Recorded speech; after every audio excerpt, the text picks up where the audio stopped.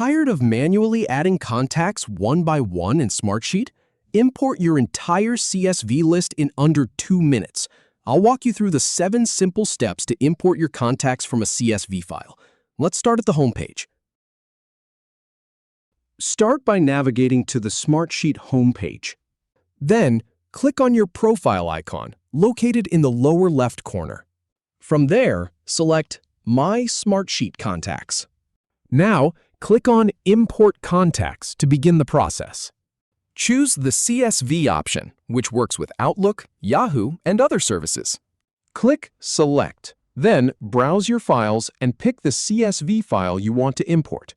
Finally, click Continue to complete the import. And that's it. Your contacts are now in Smartsheet.